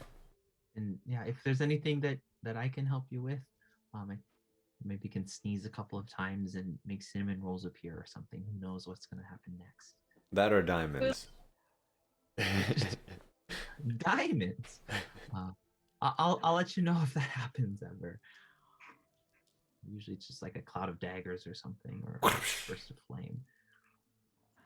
Be careful. Yeah, I'm as careful as I can be. We know taverns are very flammable. And inns. Oh, that's not a threat. An attack. Bandits in the way. Instead of Hun, now it's her that dies, and we're Yeah. associated. Oh god. Yeah, there's somebody outside that's like, this dude's talking about lighting an inn on fire. Oh shit. Alright, we'll go find our friend. Okay. Well, I'll talk to you soon. God's bless. You see her hold back a sneeze. And we'll, I guess I'll look at Furwin and kind of motion towards the big church. Yeah, let's go. All right, we'll walk that way. The door to the Fascinated Stew Inn closes, and without too much of an issue, you see Eris, who is kind of just like stupid. You walk in, you meet up with him. Still doesn't looks really human. notice you. Still a human. Erez, I'm like, Oh. Hey guys. how did it go? You know, I learned a lot, and I think you and I need to talk, V. Anytime. We don't have to now, but it sounds like we might have to be talking to you know who to solve this problem. We can do our best. Tomorrow morning after I've rested, I can try and ready some spells to try and contact him more directly. And I have a message, a letter, if you will, coming to the Driftwood Inn around midday. So As do hopefully we. tomorrow we will have more information. Oh, you have a letter? We've met a new friend. She's very interesting. We'll introduce Tell you. me about her. She's a bit of a traveler. Do we know what, like, would V know what race she is? I don't know how. Yeah, rare she's a that- tiefling. Yeah. Okay. She's a tiefling, traveler that came here, looking to find herself, and she's we'll call her a character. Oh. Like a But- non-player character. Some sort of non-playable character.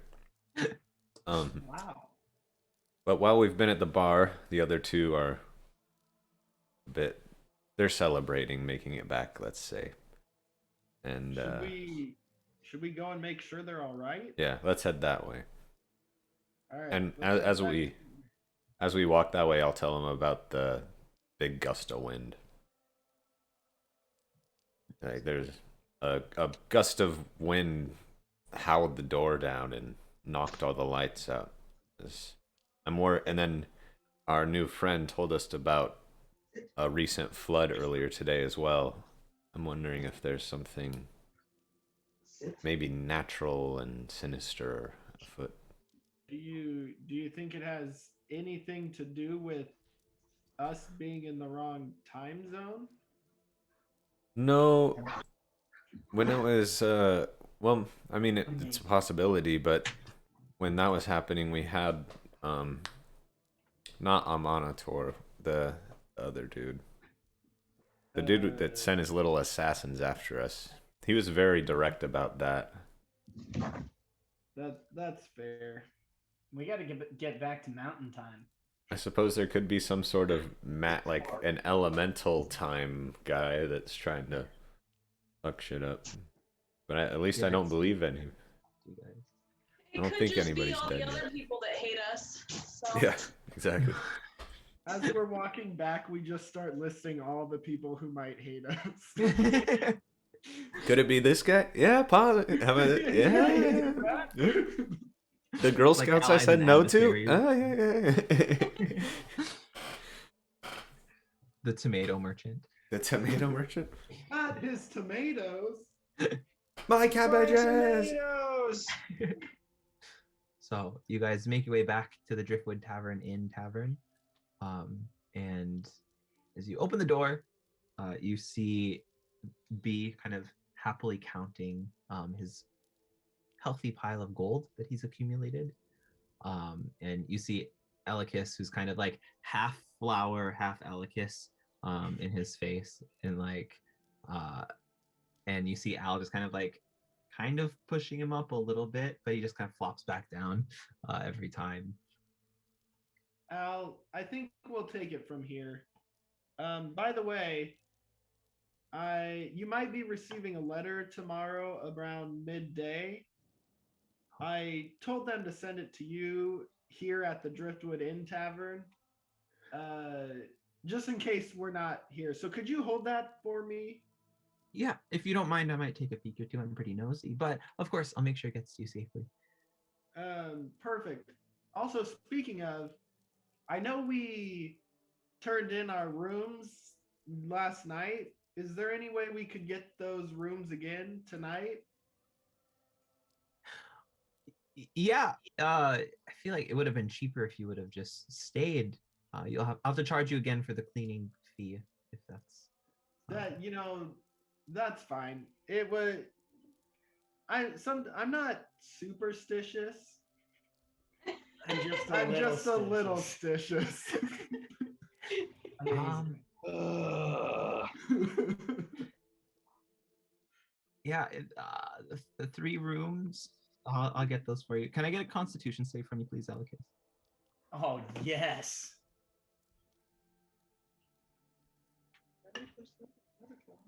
And I'm trying to pick him up to Yeah. So take you have him like back. the keys in one hand, Alicus in the other hand, as he just vomits Splat. all over your bottom half. Yes. Just like and Alicus, you feel just like the greasy texture of this kind of like lukewarm beer rush out of your stomach and kind of just dribble down your mouth. Kind of tastes like I wonder rotten if he fish. tasted that. Is my vomit gonna make me vomit? Probably, yeah. That's And amazing. then It's just you like- just never stop Just vomiting. a constant stream. Yeah, until you get to like the dry heaving. The bile just tastes like bile, but yeah. Oh god. All You guys have right. the keys. The fee for the rooms will be 1 silver per room. So 3 silver if you get 3 rooms, 2 silver if you get 2. I'll pay her 3 silver. I have the keys in one hand, Elicus over my shoulder in the other, and I somehow managed to grab 3 silver out of my pockets to pay her. You use your tail. Yeah. Oh wait. Oh, wait. Yeah. Oh, that's what he calls it. You, Boy. you actually see me trying to use my tail. Yeah. And so you guys make it to the Driftwood Tavern Inn. Tavern Inn? Driftwood Tavern Inn. Driftwood Inn Tavern. Tavern Inn. Okay, yeah. I like Tavern Inn. I guess it depends which came first, right? Right, yeah.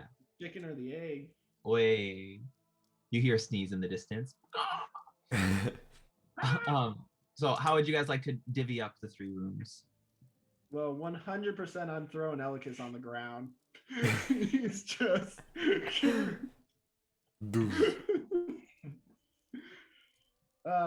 I'll stay with my buddy Elicus. Hey, yeah. I'll stay with B. Are we doing 3 rooms or 2 rooms? Elicus. Yeah, how many? I guess. Are you paid for 3 rooms? How many? Yeah. So there's 2 beds in each room. All right. So I'll stay with Elicus, but I'm still gonna throw him on the ground. Just not in the bed. Even though there's an but empty whatever. bed. I'll let Furrow decide who she wants to room with. As a gentleman. So there's Eris and Elicus in one room. Yeah. I mean, Unless know you would prefer your own room as the. well, I can share with B, and then Capra can have a bed. I know you like to use her as a pillow, but it's an extra Sure. bed. I'll stay by myself. Erez notes that Furwin chose to stay with B. He will remember that. Furwin is not gonna bang B. A drunk one. She knows Why consent. not? Yeah, B's gonna bang She's gonna- Furwin. Am I not turtly enough in the Turtle Club? She's got a man in her past, y'all. And you got a man in your present. Please show me some love because apparently my wife doesn't think I'm all that great. He goes into the room with Capra. Oh god. Rowan doesn't love you. I don't see how she couldn't.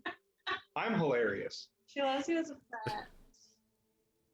Maybe she did in a past life. Now it's like a dead guy. Now Ferwin is uncomfortable because B obviously has a crush on her. Well, yeah. V will Hi, say guys. that he would prefer to stay in the room between the two side rooms if he's by himself. Not that it would probably really matter, but maybe they'll at least hear footsteps if somebody tried to pick him off. As I fall asleep, I just knock on the wall that is in between V and I. Capra.